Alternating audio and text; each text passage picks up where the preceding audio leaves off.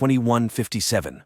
A voiceover narrates, Earth has forgotten about wars and famine. Nature has revived, medicine has conquered deadly diseases. Humanity is exploring unknown planets, entrusting the search for extraterrestrial life in deep space to students full of strength, courage, and a belief in goodness.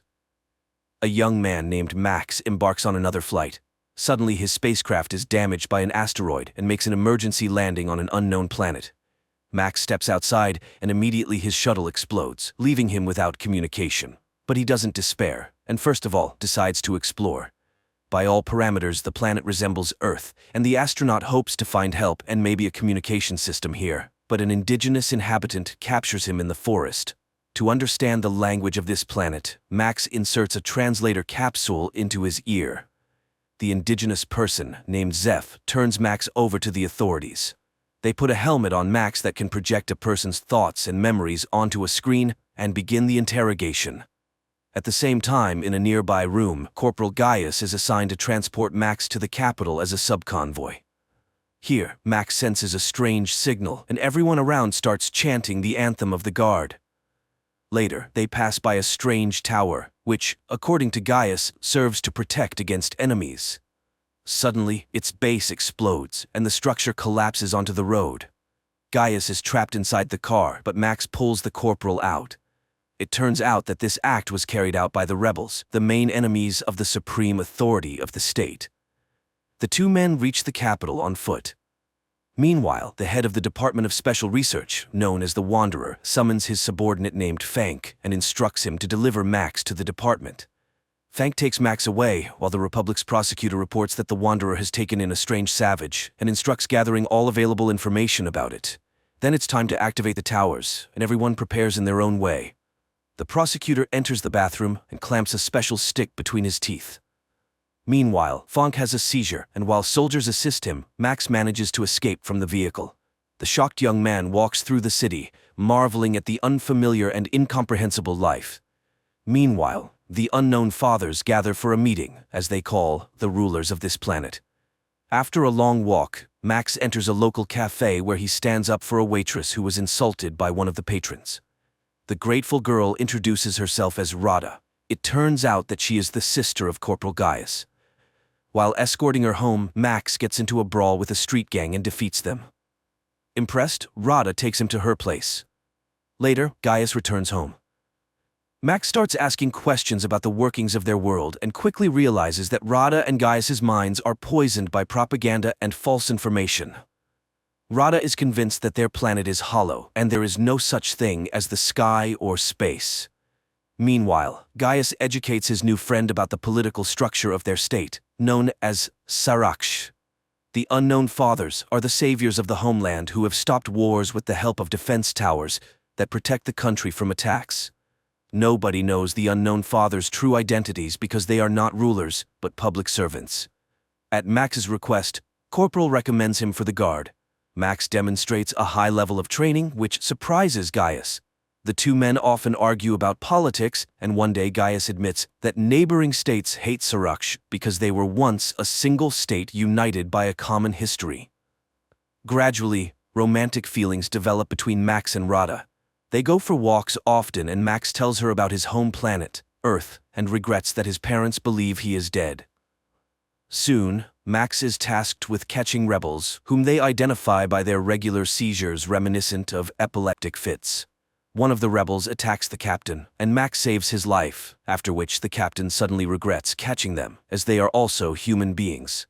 Max reveals that he considered them something like savages. Later, Max attends interrogations and sees that the rebels are not terrorists, as the unknown fathers label them, but ordinary people with their ideals and beliefs. Max cannot come to terms with the cruelty of the interrogations and simply cannot believe that someone is paying the rebels to hate the government. Meanwhile, Fank reports to the Wanderer that he has found the savage, while Gaius and Max are summoned to the captain of the guard, who orders Max to execute the arrested rebels. Max leads the condemned to the execution site in the forest, but soon he returns to the commanding officer, drops his gear and weapons, as he has released the arrested rebels, and walks away. Max begins to speak about the real and just order of the world that exists on Earth. In response, the captain shoots Max, and Gaius is ordered to write a report about the transfer. Meanwhile, the unknown fathers are discussing an attack on neighboring states. The prosecutor advocates for starting a war, and the chief father orders them to come up with a pretext, such as an attack on a tower. During this time, Max's body is recovered by the rebels. Among them is a doctor who is astonished because, according to all the rules, Max should have died. He reveals that the unknown fathers are a group of conspirators who have seized power and eliminated dissenters, thus diverting the population's attention from poverty and corruption. The towers are transmitters of special radiation that hypnotizes the impoverished people, although most of them do not notice it. The minority, which includes the rebels, experiences excruciating pain. The transmitters are activated twice a day across the country, causing people to go insane and die. Max is recognized as one of their own and taken for an operation to sabotage the tower, organized by the prosecutor through a traitor. Amid gunfire, Max makes his way to the transmitter and detonates it. However, the rebel squad perishes. Max seeks refuge in Rada's apartment, where he reveals everything he has learned about the towers. Gaius does not believe this and suggests that Max should return to his home and take Rada with him. But at that moment, the guards storm the apartment and arrest the men. Max is incarcerated in a prison, where he is recognized by the indigenous Zeph, who is also a rebel. Max tells Zeph about the tower's destruction and the loss of the rebel squad. Meanwhile, the Wanderer asks the prosecutor to hand over Max to him. The prosecutor, however, requests in return to halt the development of more precise transmitters, as he fears that his secret will be revealed since his reaction to the radiation is similar to that of the rebels, meaning he is also a dissenter. Later, Max and other death row inmates are sent to clear the southern borders of the remaining war robots. During this time, the prosecutor learns that Max is immune to the emitters. He decides to break the agreement with the Wanderer and orders Max to be brought to him. The next day, Max attempts to convey to the rebels the idea that they should not destroy the towers one by one but strike at the center, where the signal originates. Zeph becomes furious and explains that the towers are not for identifying dissenters. They are active continuously, not just twice a day. The radiation from the towers robs people of their ability to think critically. However, it makes them believe everything that newspapers, radio, teachers, and preachers say. People can be made to believe anything. Only the rebels understand this, as the radiation does not hypnotize them, but only inflicts agonizing pain. Zeph continues, there are mutants in the south who are also unaffected by the radiation. However, they have no dealings with humans. Just then, they hear the roar of an engine, and Zeph identifies it as a self-propelled tank, trying to kill them. Max sprints to the tank, climbs inside, and disables the automatic control system. He then informs his friends that he is heading south to find allies and destroy the towers. At the border, the military attempts to stop the tank, and among them, Max recognizes Gaius. Taking him captive, Max breaks through the barricades. On the way, Max tells Gaius about the true situation on this planet, and Gaius becomes convinced of his accuracy when, at the designated time, he is outside the tower's range and does not feel the radiation. Gaius gets angry upon realizing that he has been a puppet of the government all this time, but Max tries to calm him down and reminds him that there are 40 million people like him, and it is for them that he initiated this rebellion. During a stop, residents of the steppes, referred to as mutants, appear near the tank. They behave peacefully and offer food to the travelers. The guys proceed to the ruler of these lands, noting the poverty and destitution of the population. They are told that it is dangerous to live here after the last war, but these people are outcasts with nowhere else to go. Max suggests to their leader, the Duke, to start a rebellion against the unknown fathers, but the mutants are physically and morally too weak to help in the uprising. The mutants propose that the guys seek help from the island empire. However, to do that, they must pass through contaminated lands. So the Duke gifts them an old bomber and the guys take to the sky. During the flight, the bomber is exposed to the radiation from the towers, and Gaius becomes fanatically devoted to Max, obstructing him from piloting. Max struggles to maintain control, and the bomber collides with a tower. Gaius suddenly snaps out of his fanatic state with no recollection of what he had just done. However, their aircraft is shot down by the automated anti-aircraft defense system left over from the previous war. The downed bomber crashes into the sea, but Max and Gaius manage to escape and reach the shore. On the shore, they discover an abandoned submarine, and Max decides to go inside. At the same time, in the city, the prosecutor orders Rada to be brought to him, and his men snatch her off the street. He claims to be Max's friend and shows Rada a recording of his escape. However, she doesn't believe him and refuses to assist the prosecutor in his search for her beloved. Rada is thrown into prison.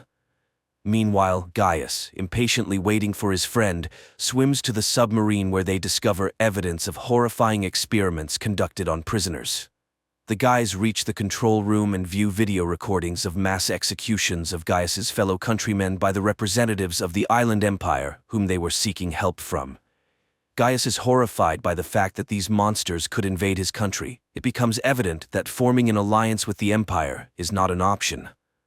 The guys return to the shore, where they are met by a coastal patrol. It turns out that a war has broken out with a neighboring state, and like most of the prisoners, they will be sent to the front. Meanwhile, the Wanderer, desiring to lure Max into his department, engineers Rada's escape. He laments how the war has disrupted all his plans and assigns Fank the task of finding and bringing Max back, confessing that he is afraid of him. At the same time, Max and Gaius are dispatched to the front, where they reunite with Zeph.